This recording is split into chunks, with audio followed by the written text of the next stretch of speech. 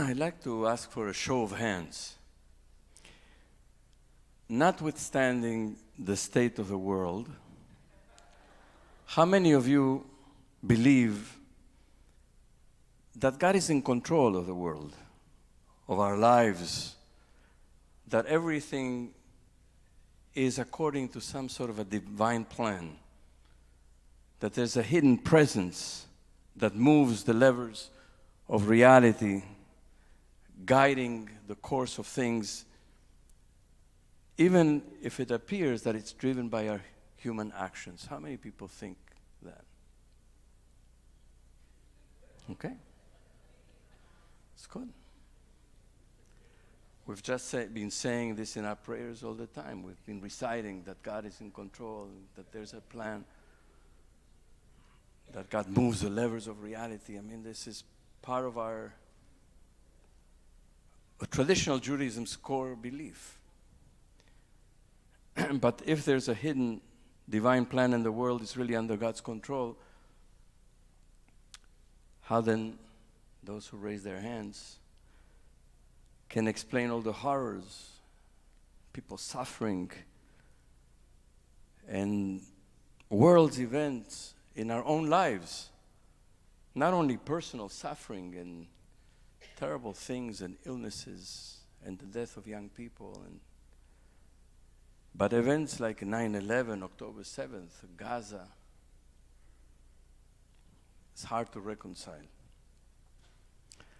How many of you believe that the world is on its own, rudderless, without direction, without a divine plan?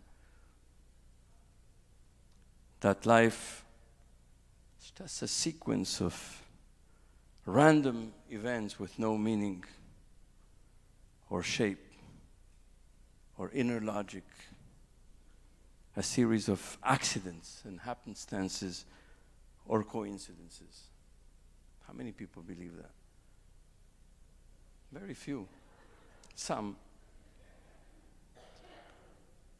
So to those people I ask, sometimes we feel that we are lost, but then we look back at our lives or even at the world and things make sense. We feel that God has been there all along, guiding our steps. Don't you sometimes feel that? You look back at your life, and in spite of hard and terrible things, sometimes you feel it makes sense. There's some sort of it holds together in some way. So divine plan or no divine plan? Who decides? Do we freely choose what we do, or God chooses for us, but we don't know it? We think we choose, but it's God who's choosing for us. In other words, are we truly free, or are we all actors in a play scripted by God? So let's turn to the Parashat, because these questions are reflected in today's Parashat, Parashat Vayeshev, and the following Parashiot, Miketz and Vayigash and Vayechi. So we get to the story of Yosef, and we know about this immature, narcissistic, spoiled young man, teenager maybe, who is his father's favorite, who likes to brag, who is arrogant toward his brothers, and he provokes them all the time. And you know that they are so angered by him that they plan to murder him. In the end, they sell him into slavery to a caravan on its way to Egypt. He gets to Egypt as a slave. He serves in the home of Potiphar. He does very well. Potiphar trusts him. Potiphar is one of Pharaoh's courtiers. He is Pharaoh's chief steward. And he does very well in Potiphar's home. He gains his trust. And then one day he's alone or he happens to be alone many times in the home with Potiphar's wife. Potiphar's wife falls in love with him, at least feels some lust towards him, and she tries to seduce him. Yosef refuses. She becomes very angry by that rejection, and she accuses him of attempted rape, and Yosef ends up in jail. You know all of that. And then together with Yosef in the prison happened to be two of Pharaoh's also courtiers, the chief butler and the chief baker. And one morning they both share their respective dreams with Yosef, and Yosef interprets their dreams. And that interpretation of dreams is the beginning of Yosef's ascent into a high position of power as second to Pharaoh. That will happen in next week's parasha. And the story continues to unfold. The plot of the narrative unfolds as a chain of events, of free choices made by the different characters in the story, together with happenstances and coincidences like in any good drama. But listen to what the Midrash says. And the Midrash refers to a verse that appears in chapter 15 of the book of Bereshit, in the covenant between God and Abraham. At the time, God told Abraham, "Know well that your offspring shall be strangers in a land not theirs, and they shall be enslaved and oppressed for 400 years. But I will execute judgment on the nation they shall serve," that is Egypt, "and in the end they shall go free with great wealth." Remember that part of the covenant of between the pieces. So this is what the Midrash says. God wanted to fulfill the decree told to Abraham, "Know well that your offspring shall be strangers in a land not theirs." So God brought about the plot of all this narrative so that Yaakov would love Yosef and favor him, and his brothers should hate him and sell him to the Ishmaelites, who would bring him down to Egypt. This is like a cow whose owners want to place a yoke on her neck. She refuses the yoke. So what do? They take her calf away from her and pull the calf to the field they want plowed. The calf bellows for his mother, who hears and involuntarily follows her son. In the same way, God sought to fulfill the decree of the covenant with Abraham. So God engineered the plot of this whole narrative, and the family went down to Egypt and paid off the writ. Powerful Midrash. The Midrash presents, says Aviva Zornberg, human beings as participants in a drama of God's devising. Though ultimately not malicious, God's intents are inexorable, and human beings are for the most part unconscious actors in God's plot. God achieves his plot purposes through a realistic technique of apparent freedoms: the freedom to love, the freedom to hate, to kill, to sell into slavery. This apparent life-likeness granted to the characters is, however, only a tribute to the divine author's skill. In reality, all is decided ahead of time. Human life is instrumental, like the cow, whose maternal passion is manipulated to bring her just where her master wants her. Human beings feel and act and may never themselves realize to what purpose they have been used. Powerful, to think about it. We may be actors in the plan of God, unsuspected. We think we're doing what we're doing by free choice, that there are coincidences and happenstances in our lives and things happen, and unbeknownst to us, we may be just like in this Midrash or in this parasha, actors in God's play. Another Midrash, when the chief butler told his dream to Yosef. This is a quote from the Torah. The chief butler told his dream to Yosef and said to him, "In my dream, there was a vine in front of me, and on the vine were 3 branches, and it had barely budded when out came its blossoms, and its clusters ripened into grapes." You know the interpretation that Yosef gives the chief butler is, you're going to be restored in 3 days. You're going to be taken out of jail and placed back into Pharaoh's service. But this is the Midrash. The chief butler related, "Behold, the vine was before me." Midrash says, this is Israel. The vine is Israel. And on the vine were 3 branches. Who are the 3 branches? Moshe, Aaron, and Miriam. And it had barely budded.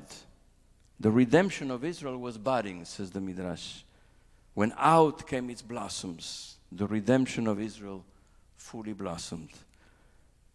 Daniel Sharshavsky, a teacher of Bible and Midrash in Israel, says, behind the backs of the characters in our chapter, a much broader plot is unfolding, which they are completely unaware of. The story of Yosef and Pharaoh is part of an even wider story. The beginning of that story that drives the entire plot is far in the distance. Chapter 15 in Bereshit, the covenant between the pieces. Know well that your offspring shall be strangers in a land not theirs. This plot invites a different interpretation. This Midrash invites a different interpretation of the butler's dream.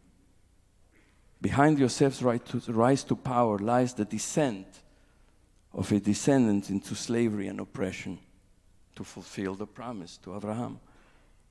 And in the future, redemption will come.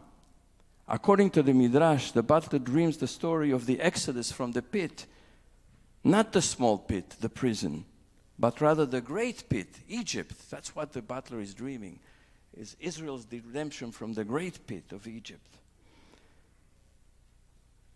which will become the prison of the people of Israel. Like all the chapters about Yosef, the story speaks in 2 voices. The characters hear their troubles and dream their dreams, while the readers know that through these small dreams, God dreams big dreams and fulfills them one after another. The Parashat this morning ends on a very disturbing note.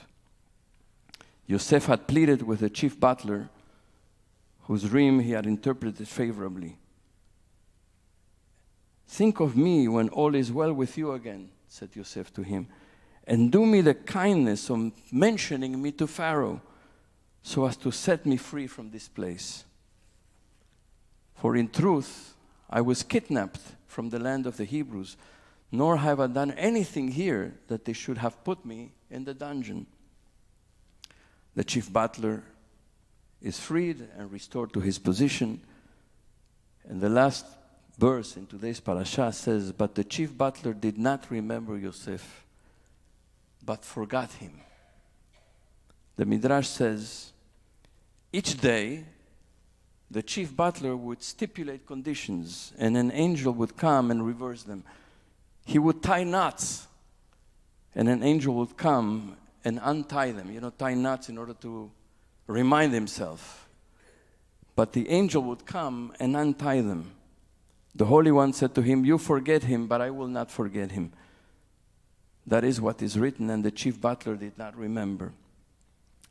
The chief butler had to forget. Because if the chief butler would have mentioned Yosef to Pharaoh immediately after having been released, it is possible that nothing would have happened. Why would Pharaoh care about this Hebrew slave in jail?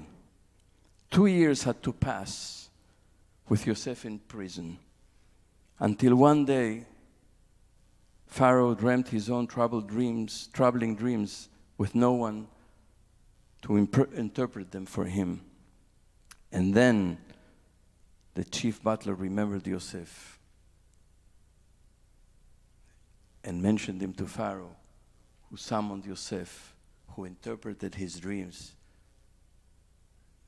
And then he was elevated to the position of high power. It was all God's plan the butler had to forget and remember only 2 years later.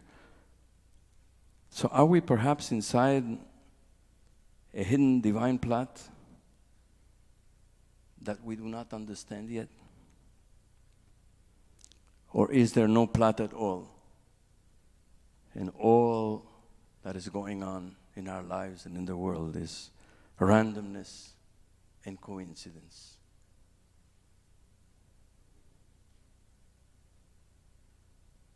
I don't know.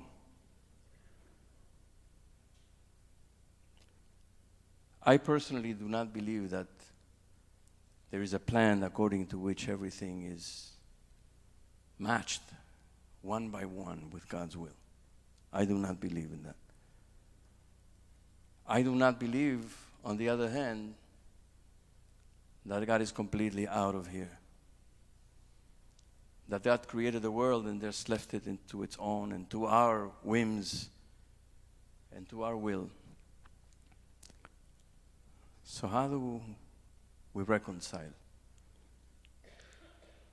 Here's what Heschel says. The prophets never taught that God and history are one, or that whatever happens below reflects the will of God above. Their vision is of humans defying God and God seeking humans to reconcile with Him.